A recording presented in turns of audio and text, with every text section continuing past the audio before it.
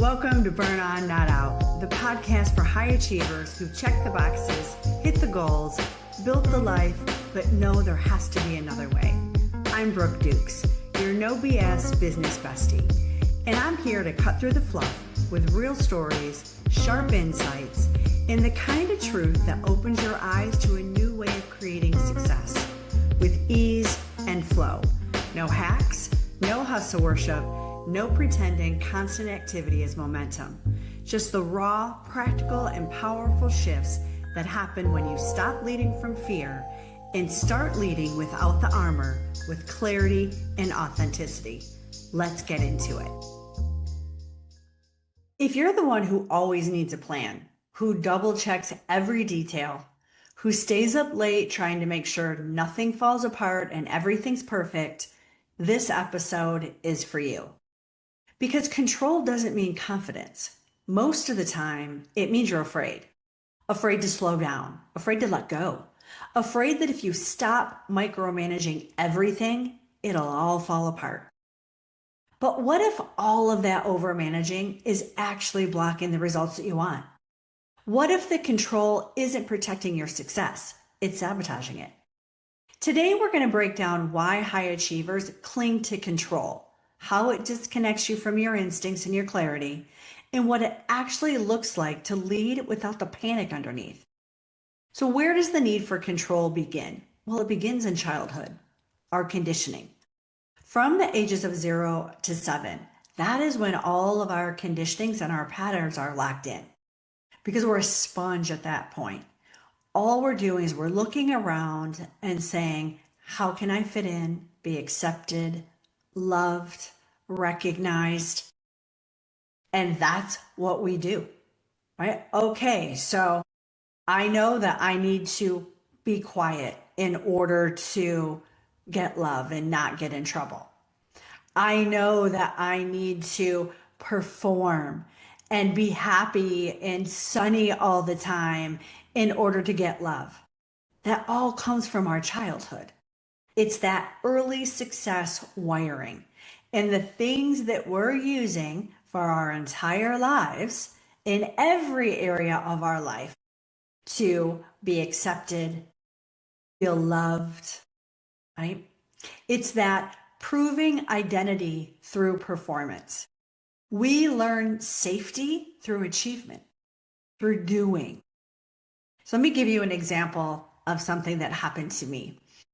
Early on, I think I was 24, 25. I worked for American Express, and we were on the corporate side of things, and I was a salesperson. They hired 300 of us at one time to go and make this big push when they first came, dating myself now, but when they first came out with the corporate card. And they told us at orientation, 150 of you will be fired within 9 months. That terrified all of us, not just me. It put us into overdrive because no way did we want to be in the 50% that was going to let go. So for the next 9 months, I killed myself. I worked so many hours. I uncovered every rock. I didn't see my family. I was just heads down. I was going to be in that top 50%. Well, I achieved it. I actually became Rookie of the Year that year, which sounds amazing. However, it came with some real fear because I was terrified. How am I going to top that? How can I do that again? Was it a fluke? Did I even earn that? What if it never happens again? And it made me even push harder to prove more, that I was worthy, that I deserved that award, that I deserved being the rookie.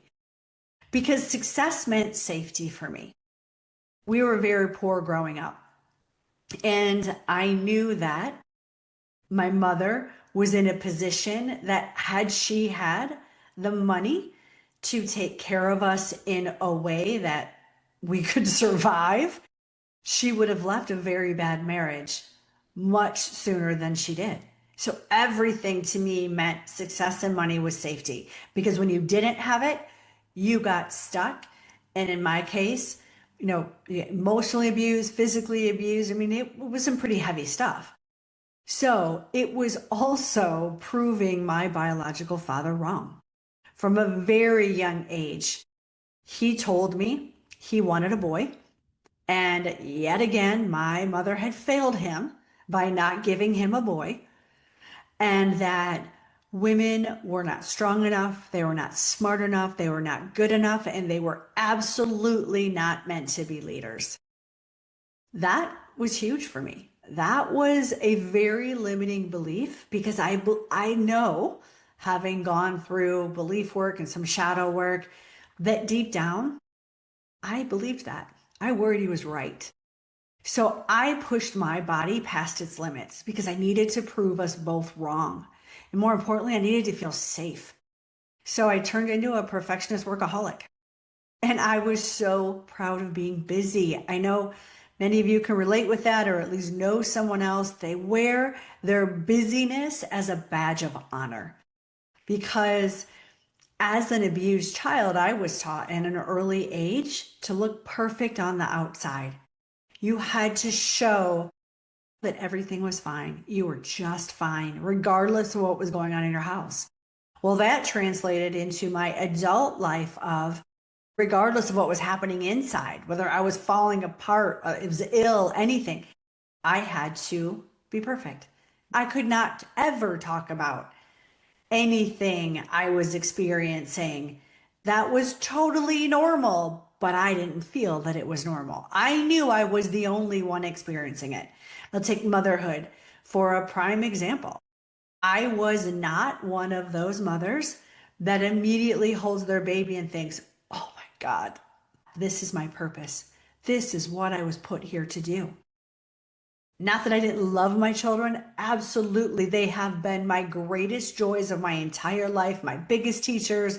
I can't say enough about how I loved motherhood. However, for years and years, that guilt, because I was convinced I was the only one that it was experiencing postpartum depression, didn't even know that was a thing.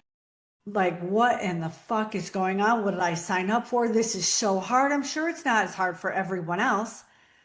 I had no idea, in fact, that 70% of the mothers feel that way. Because if you're familiar with human design, 70% of the world are manifesting generators and generators. Our purpose, we're put here to work and make the world a better place. Not that we don't love, not that we don't make amazing parents, we do. And not that we definitely love our children as much as anyone else. But we are more for quality over quantity time because our purpose in life is to work. So I digress a little bit, but I want to just give you some examples of ways that our childhood can carry on this proving and this controlling energy. So how can that sabotage your leadership? Well, constant second guessing. I was constantly second guessing myself because I didn't trust myself. Because I'm secretly in the back, I thought, well, I'm not worthy. I'm not good enough. I'm not as good as these men. Now, I consciously didn't think that, but it was always there and it was sabotaging me because I was overcomplicating decisions.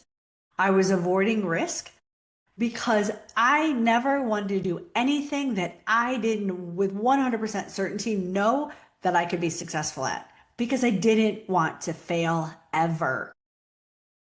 And I had a disconnection from my instincts, from my team, from my truth. When I found human design, that all changed for me because what it gave me was a specific strategy on how I make decisions. My specific design and strategy on how I make decisions. So let me go over that with you. First off is emotional authority. In human design, that's called authority. That is your decision making strategy. Mine is emotional authority. So I must wait for clarity. I cannot make a decision when I'm in emotional high or emotional low. I've got to wait for my emotions to level out. Because what happens is, and when I learned that, I was like, are you kidding me? I thought I called bullshit. No way. I was the best at making quick, snap decisions. I was the go-to person for any problem and I would just get it done. Well, when I learned this, I started experimenting with it. And what I found, many of those decisions that I made snap right in the moment were based on fear. They were not based on which way I wanted to move, what I wanted to accomplish. My goal was based on what I didn't want to happen, the fear of what could happen. So when I waited out that emotion, then things got clearer after that. And as an emotional authority, typically you need to wait overnight. You may make that decision, but wait until your emotions level out to decide whether that's the right way to go or not. Then, if you have sacral authority, that is that instant gut response in the moment. So that I'm sure even if you're an emotional authority or another authority, we still get that sacral push, right? That feeling. We even say, oh, I felt it in my gut. It was right or it was wrong. You can move very quickly if you're a sacral authority based upon that gut feeling. However, if you're around emotional people, you may still need to pause to get those emotions out so you can see clearly again. At least pause long enough to get out of their vicinity, kind of regroup, get back in yourself, and then make your decision. Then you have splenic authority. That's an instinctive knowing in the now, but it's whisper quiet. Very different than sacral. Sacral is it's big, it's bold, it's there, and it'll stick around. Splenic, it's fleeting. You have to really be quiet, be listening to your body, be in tune with your intuition because it will go. You might even want to just be alone. When you know there's a big decision coming, maybe meditate, maybe take a walk, if you do breath work, something that can just get you out of your mind and into your body to get those emotions out that are not yours so you can see clearly again. Then we have ego authority.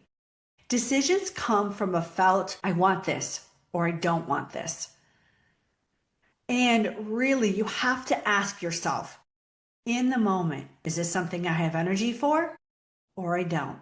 And the first thing that comes into your mind, yes, you have energy for this. No, you don't. Go with it. Clarity lives in desire, not logic. So you don't want to overthink this. You want to think yourself out of it. Only commit when it feels empowering. You have energy for this. Then you have self-projected authority. Truth is heard in your own voice. Talk it out to find what feels aligned. If you've ever met someone, you're like, why in the hell are they even talking to me? They never want me advice. They just want to hear themselves talk. Well, that's on purpose because their answers come when they physically speak. All of a sudden the answers will pop out. You'll probably be like, oh, I just answered my own question. If you find yourself saying that a lot, you're probably a self-projected authority. And it's only correct when it sounds like you and it feels like your identity. If you are pretending to be someone else or saying things you should be saying, no, you need to speak from the heart and your answers will come right out of your mouth. And then you have mental authority. And clarity comes from being in the right environment with the right sounding boards, right? So there's no inner authority there, no intuition with that. Decisions emerge through externalized thought, not internal sensation. So you really have to, if you're a mental authority, you have to make sure that your environment is healthy. As that mental authority, if you're ever feeling, man, this just doesn't feel good, it doesn't feel like I should be here, get out, because you shouldn't.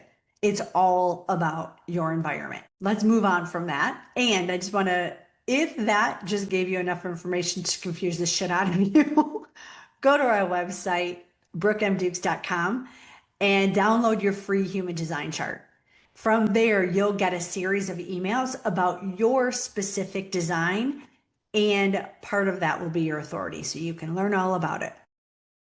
What does letting go really look like? So, letting go doesn't mean giving up or being careless. It means making the brave choice to stop gripping so tightly, to pause, to wait, to trust yourself, even when the outcome isn't guaranteed.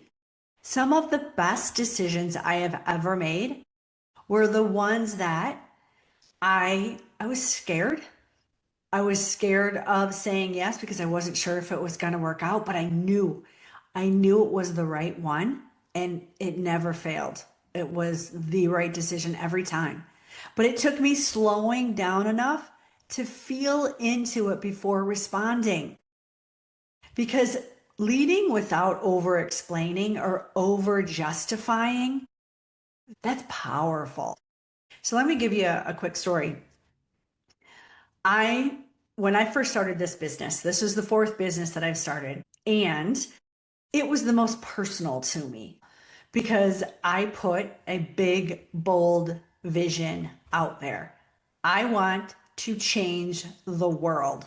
I want to raise the world's frequency, and I'm going to be a global impact to be able to do that. It was huge. With that, I also knew that there were some things that were standing in my way. And so I paused the business for 3 months, even though everything in me screamed, you got to go, you got to push harder, make it happen. You don't want to run out of money. You don't want to have to get a loan or take an investor. Every day I doubted myself on it. It was hard, but I knew I had to let go of control, even though it was terrifying. I knew that I needed to learn to trust my emotional wave, to trust my body. Most of the businesses, well, not even most, all of the businesses prior to this one, I led with my head, right? It was logic. I was making decisions based on fear. This was different. And I knew I was shifting identity because, yes, I've had a lot of success in my life, but I did it with a very masculine frequency that was push, force, chase. I wanted to do this business completely different. Ease, flow, attract, follow my bliss, listen to my body, don't override my body. And I knew I wasn't there yet. And I was going to take myself and the team, if not in the opposite direction, at least in a roundabout way of getting where we needed to go. So I had to trust that I needed to take those 3 months. And I really needed to get into alignment. I needed to study human design more because I knew that that was the game changer.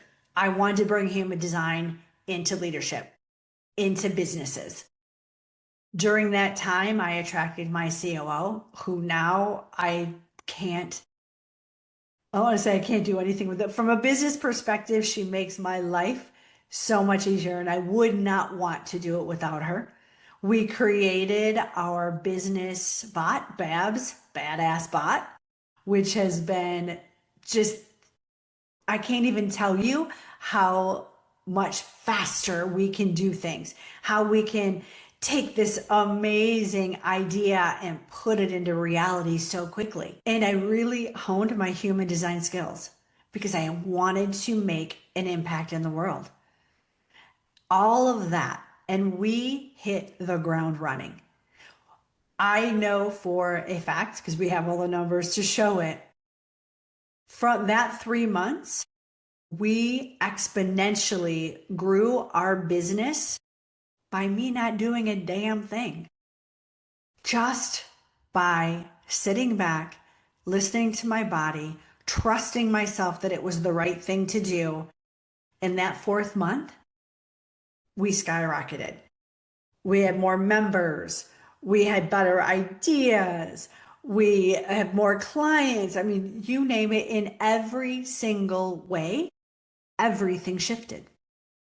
So I want to leave you with a few questions to really sit with, because awareness is where the shift begins. So Where am I controlling? Because I'm afraid. That's a big one. Journal on it. Really feel into that. If you're listening to this podcast, if you made it all the way to the end, odds are you're controlling a lot in your life and you don't need to. What would it look like to trust myself? That is so powerful. It's so freeing. And what's the worst case scenario that I'm trying to prevent? And is that even real? Here's the thing. I'll say this in front of audiences all the time, and no one ever gets it right. And I ask, what's the number one thing that people are afraid of? And I'll get heights, public speaking, spiders. I mean, you name it. It's all out there. All of those are very scary. And the number one thing is the unknown. So if we are afraid of something and we go there in our mind, I'm talking, we feel it. We're watching a movie, all the detail from all of the senses go to the worst case scenario. Feel the pain, feel the embarrassment, the humiliation, the failure, all of it. Feel it. One, you might think, well, shit, that's not even going to happen. Two, you've taken all of the charge out of it. You're no longer going to be as afraid of it as you were because it's no longer unknown. You've already gone there. So this one's really, really important. Don't overlook it. When you stop trying to control everything, you make space for something better. Decisions that actually align with who you are and where you want to go. Because control doesn't create freedom, clarity does. And if this hit home, if you know that you're still gripping too tight, trying to hold it all together, and you're exhausted by the weight of leadership, this is exactly what we work on in Success by Design. It's where high achievers come to let go of the hustle, trust their decisions, and build businesses that finally feel as good as they look. DM me the word trust on any social media platform at Brooke Dukes, and I'll show you how to get started. See you next time. Thanks for tuning in to Burn On Not Out. If this resonated, check the show notes for tools and resources to help you slow down, trust yourself, and keep leading without the constant pressure and stress that wears you down. Remember, real success doesn't come from pushing harder. It comes from slowing down long enough to see clearly and leading from clarity and peace instead of control and fear. I'll see you next week.